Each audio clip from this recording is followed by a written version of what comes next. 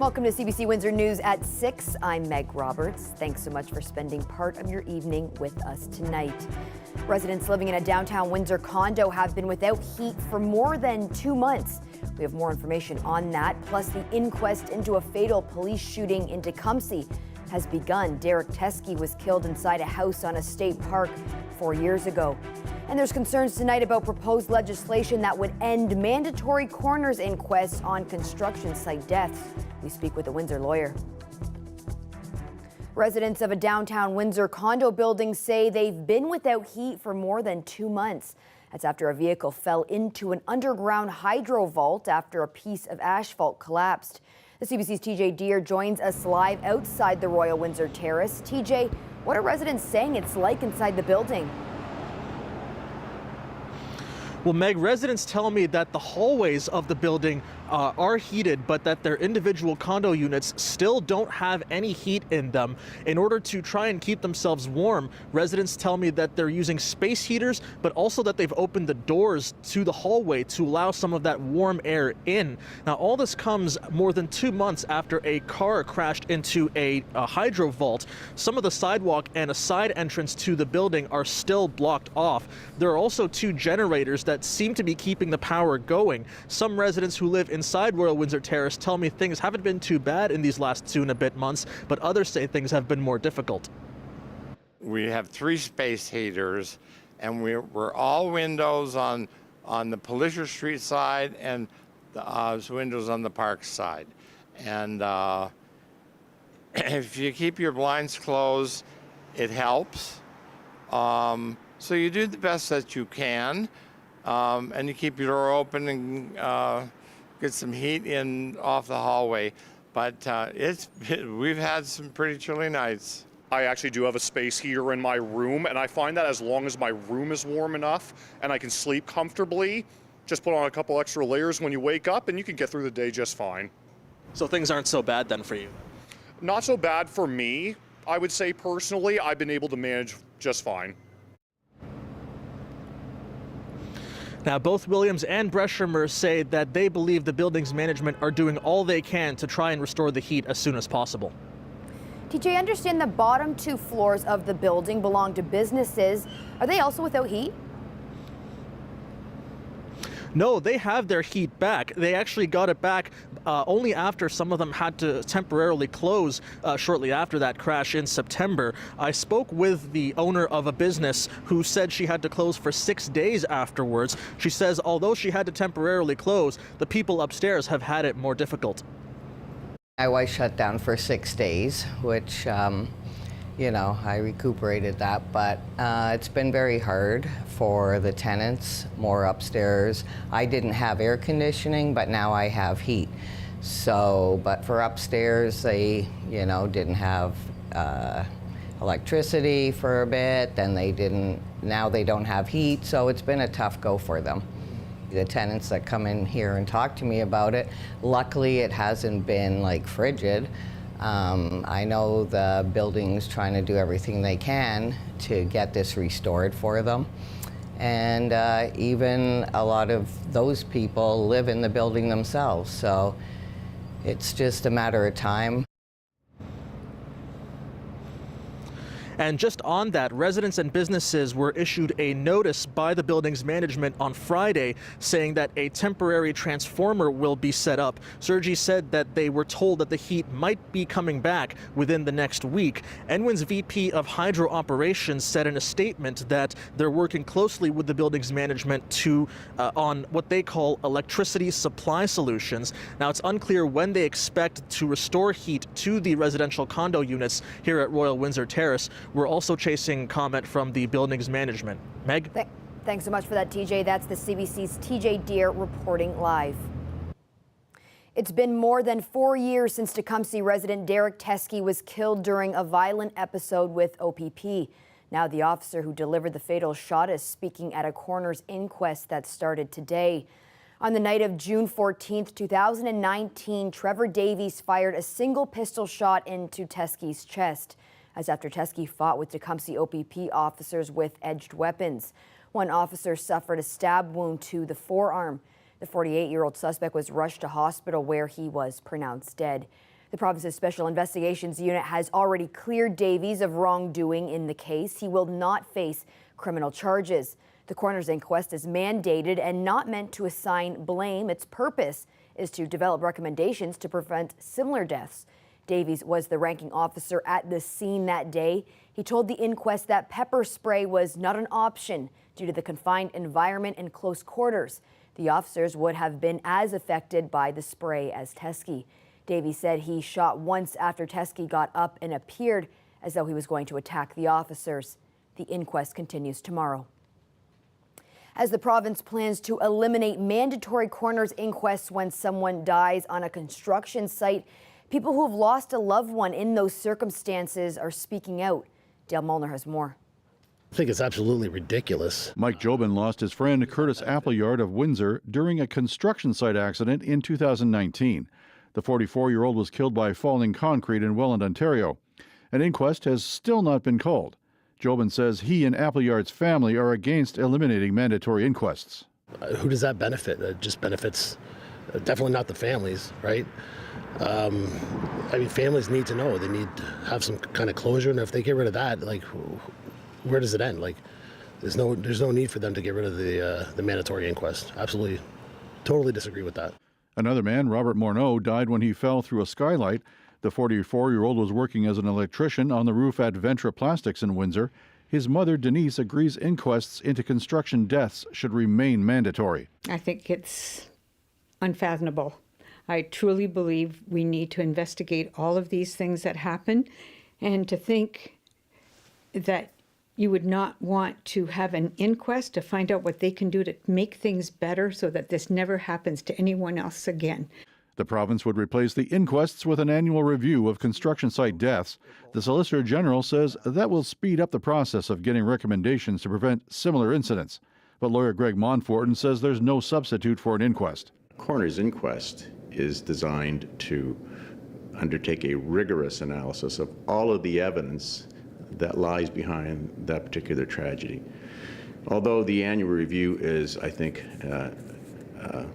an admirable additional tool in the toolbox of devices necessary to get to the bottom of construction site fatalities, in and of itself, it's just simply not enough. Monforton says the province should put more resources towards inquests to expedite them. The Infrastructure Health and Safety Association provides training and resources to the construction industry. The president says an annual review could lead to legislation preventing similar deaths sooner, but he hopes the reviews will include all those involved. I hope that they're going to continue to carry on with that, keeping the families involved. I've seen some comments from the Attorney General and the Chief Coroner that the families will continue to be involved from the beginning. Jobin says he will petition MPPs to keep the inquests mandatory. Family members and the construction industry would still be able to request the coroner to hold an inquest. Dale Molnar, CBC News, Windsor. Windsor fire crews were busy putting out a blaze at a vacant home near the riverfront today. It happened around 1:30 this afternoon on Riverside Drive East near Glengarry Avenue. Windsor Fire says the blaze has been contained. There is no damage estimate at this time, and it's unclear what caused the fire. Windsor police are investigating a double shooting near the downtown core. It took place early Saturday morning. Police received a report around 2 a.m. saying 2 people had been shot at a residence around Giles Boulevard West and Victoria Avenue, and say a 32-year-old man and a 35-year-old woman were suffering from gunshot wounds.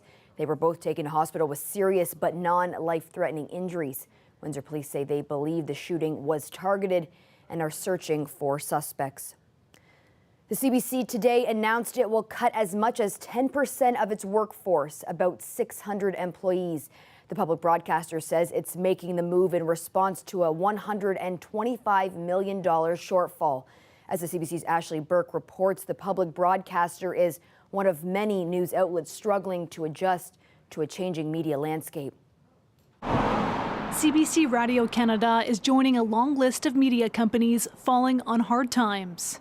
We will reduce the number of shows overall. The head of the public broadcaster announcing it's cutting 10% of the workforce.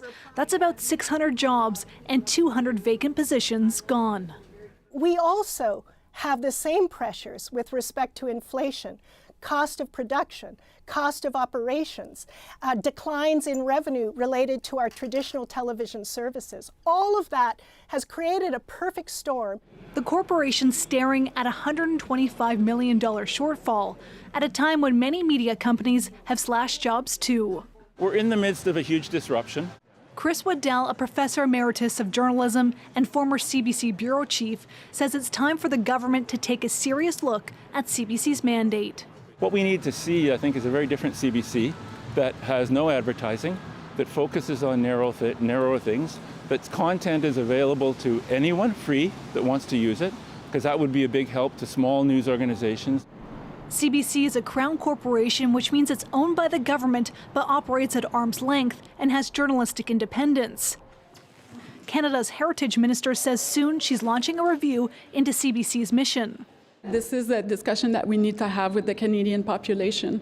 CBC Radio Canada received about $1.3 billion in public funding last year. That's about $33 per taxpayer. As Ottawa seeks to rein in spending, the government has asked CBC, like all federal departments and agencies, to look for another 3% in savings. Every ministry and every agency is currently doing the work of making a plan according to those cuts. But the final decision concerning CBC Radio Canada has not been made yet. A spokesperson for CBC says that some of the cuts will start immediately, but the majority of them will be rolled out over the next year. That spokesperson also said that the budget to produce CBC content will be tightening, and they'll be cutting tens of millions of dollars to buy programming. So that means fewer new TV shows and episodes. Ashley Burke, CBC News, Ottawa. Amid the ongoing family doctor shortage across Ontario, some Ontario patients are surprised to find out they were assigned one, except no one told them about it. Robin Miller looks into their concerns. Emmanuel Yoko saw the CBC News story online. The piece quotes the Ministry of Health saying it was aware of only 2 instances where Appletree rostered patients without their knowledge. But he thought that number must be much higher. It happened to him too. Kind of frustrating that we're in the middle of a healthcare crisis and they're, in my opinion, trying to take advantage of people. Yoko filled out a form to roster with Appletree, but says he didn't get any confirmation, so he assumed he wasn't accepted. That's until he checked with Healthcare Connect. Turns out he had in fact been assigned a doctor. In Ontario, doctors are paid in part by the number of patients rostered to them.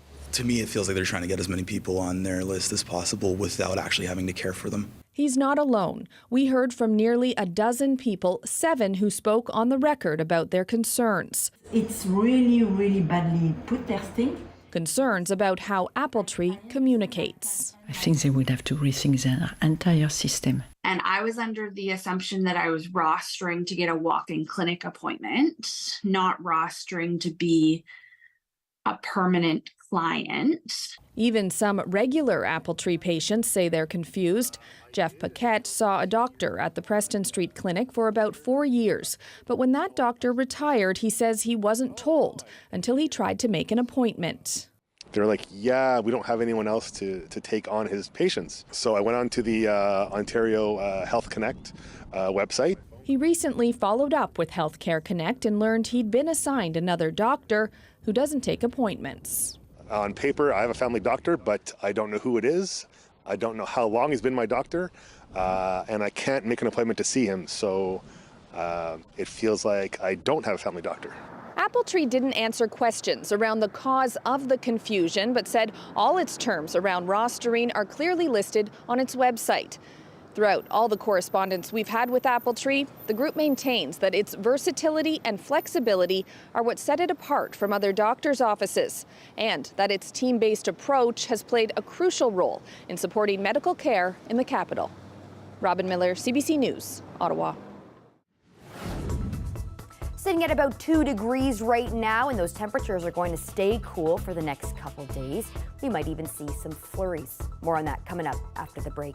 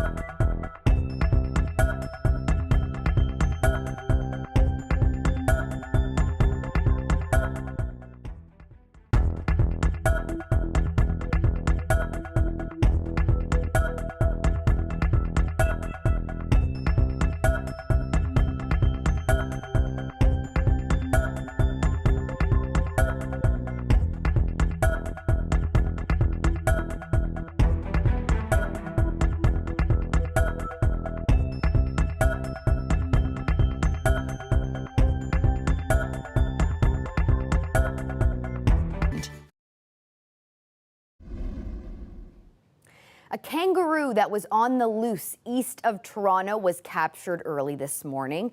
Police say the officers on patrol spotted the missing marsupial around 3 a.m. on rural property in North Oshawa. The female kangaroo punched one of the officers in the face during the apprehension.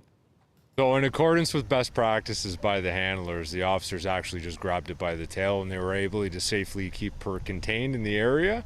Only one of the officers was actually struck in the face during the apprehension, but he'll be just fine and we won't be continuing the investigation. Well, the kangaroo was brought in not for questioning, but for an examination by zookeepers.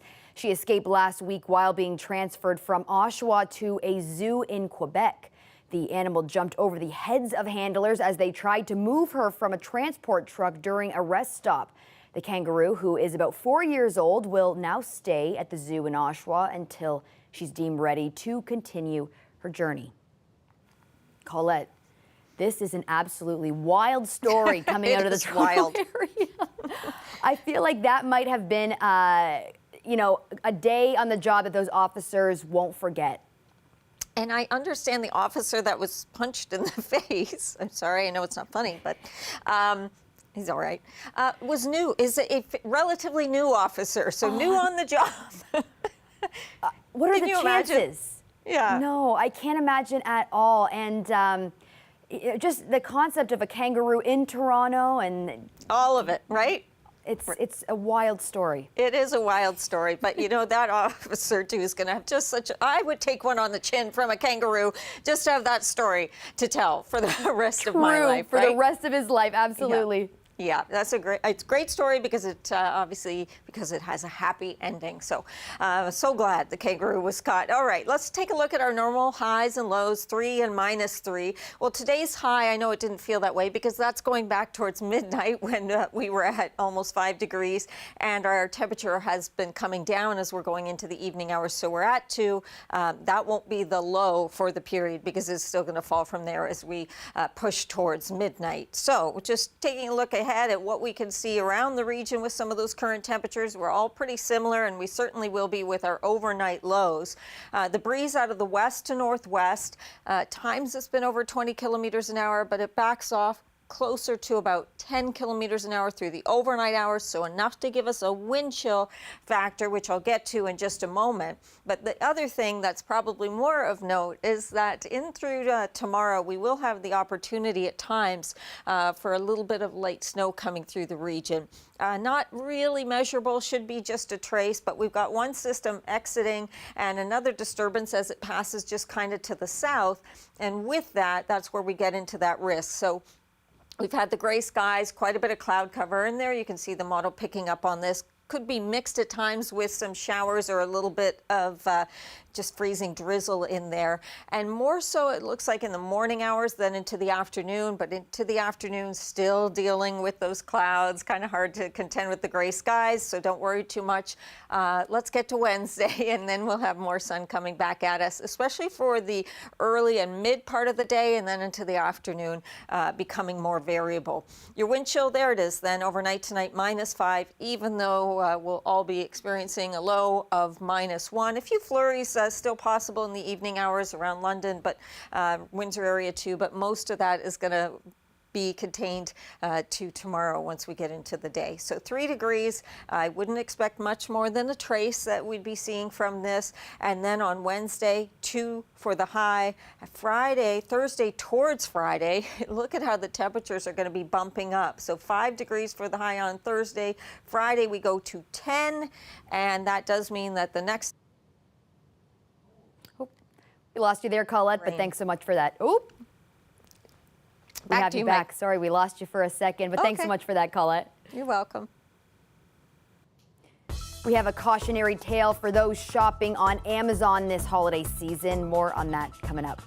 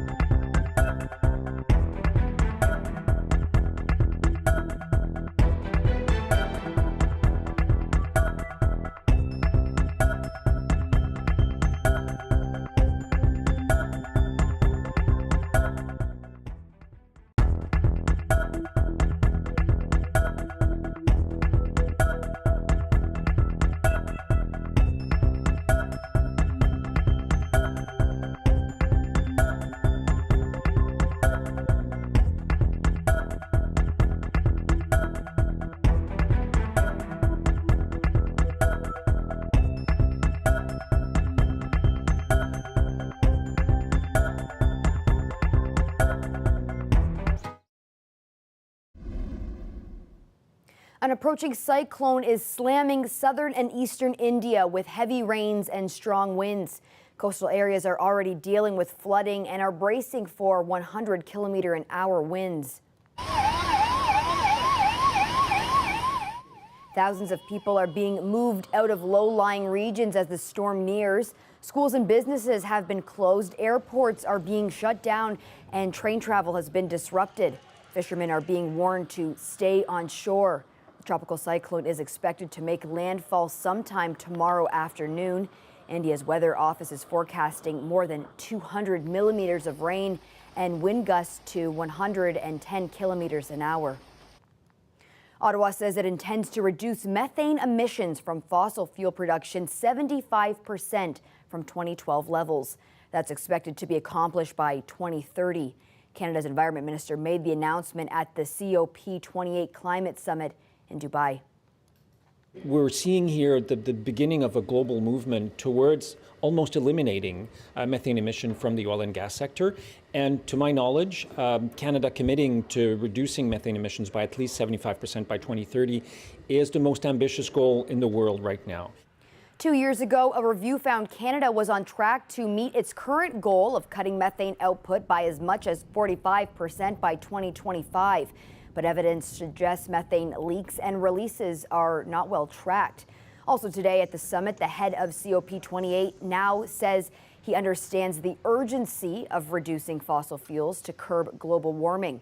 Last month, he claimed there was no science to support a phase-out. Ahmed Al-Jaber, also head of an oil company in the UAE, says his words were taken out of context. A BC man's experience with Amazon could serve as a cautionary tale for holiday shoppers.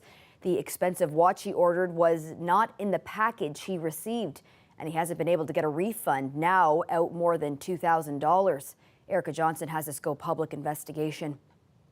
We heard from a man who lives in a remote part of BC on the west coast of Vancouver Island. Leo Steinberg has to order most things online.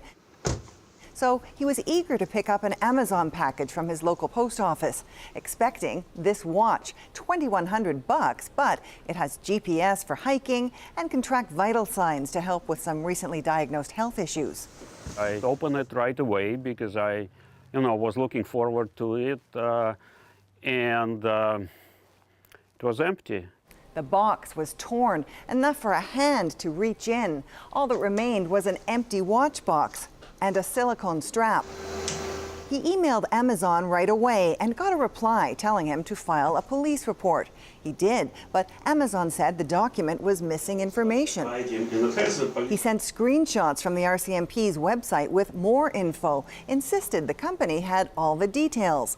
Amazon wouldn't budge. I was emailing, calling, was a nightmare. Frustrating customer experiences actually serve a purpose for big companies like Amazon, says a UBC business prof. They can offer a fairly generous refund policy, while at the same time limit how often they have to hand those refunds out. Many consumers are disencouraged and drop out in the process. The companies only has to pay those most persistent consumers that go all the way. Steinberg says, living remotely, he'll now give other online retailers his business. Amazon declined an interview request and didn't answer a number of written questions. A spokesperson told Go Public the company apologizes to the customer for the negative experience and says it will continue to work directly with him. Leo Steinberg says he hasn't heard from the online retail giant for weeks. Erica Johnson, CBC News, Vancouver. Well, that's it for CBC Windsor News. Don't forget, for news anytime, you can go to our website at cbc.ca/Windsor. Thanks so much for tuning in. Looking forward to seeing you back here tomorrow night.